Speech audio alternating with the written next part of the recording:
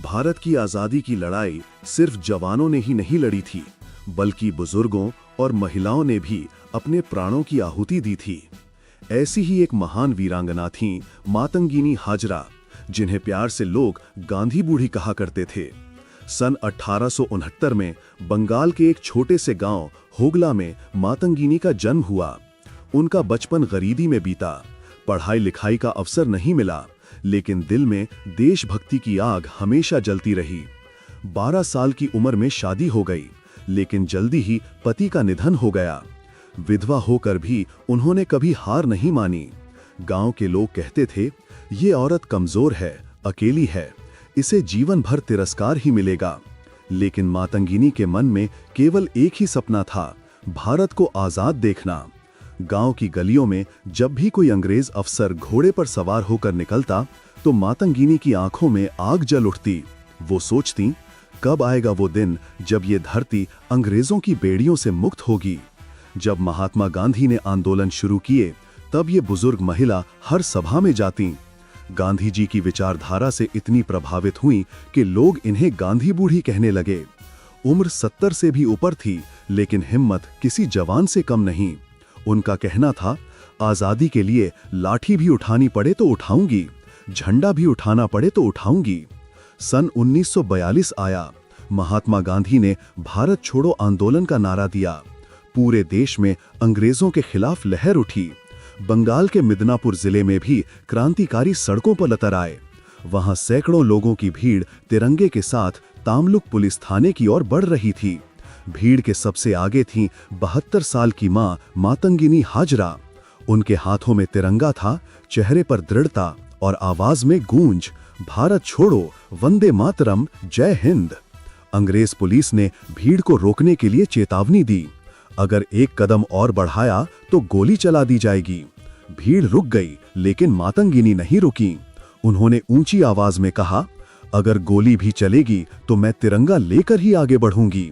ये तिरंगा मेरे साथ जमीन पर नहीं गिरेगा।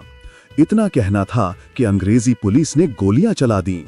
पहली गोली उनके हाथ में लगी, पर उन्होंने झंडा कसकर पकड़ लिया।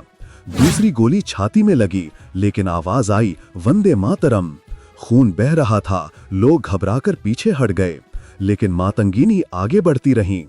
आखिरकार तीसरी गोली सिर में लगी और वहीं धरती पर गिर पड़ी, पर गिरते वक्त भी तिरंगा जमीन पर नहीं पड़ा। उनकी मुट्ठी इतनी मजबूत थी कि मौत आने के बाद भी झंडा कसकर थामे रहीं। गांव के लोग चीख उठे, भारत माता की जय, मातंगिनी अमर रहें।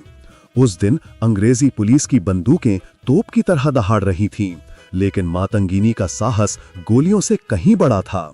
पुलिस ने सोचा था कि बुजुर्ग महिला को गोली लगते ही भीड़ तितर बितर हो जाएगी, लेकिन हुआ उल्टा। लोग और ज्यादा भड़क उठे। वे समझ गए कि अगर 72 साल की मां अपने प्राणों की परवाह नहीं करती, तो हम भी डरकर पीछे क्यों हटें। 72 साल की उस बूढ़ी मां ने अपने प्राण तो दे दिए, मगर अंग्रेजों के सामने तिरंगा झुकने नहीं दिया। उनका बलिदान पूरे बंगाल ही नहीं, बल्कि भारत के हर कोने तक गूंज गया। लोग कहने लगे, अगर मातंगिनी जैसी मां आगे बढ़ सकती है, तो हम क्यों नहीं। आज भी पश्चिम बंगाल के तामलुक जिले में मातंगिनी हाजरा का नाम गर्व से लिया जाता है। वहां उनकी प्रतिमा खड़ी है और लोग उन्हें गांधी बूढ़ी कहकर याद करते हैं। भारत सरकार ने उनके नाम पर डाक टिकट भी जारी किया। स्कूलों और सड़कों का नाम भी उनके नाम पर रखा गया। मातंगिनी हाजरा की शहादत हमें ये सिखाती है कि देशभक्ति के लिए न उम्र मायने रखती है, न हालत, सिर्फ दिल में जुनून होना चाहिए।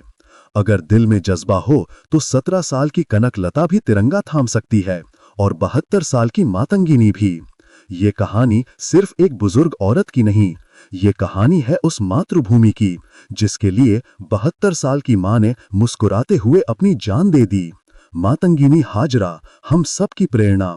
ऐसी ही भूली बिसरी वीरांगनाओं और स्वतंत्रता संग्राम की कहानियां सुनने के लिए चैनल को जरूर सब्सक्राइब करें, ताकि उनके बलिदान की गूंज हमेशा हम तक पहुंचती रहे।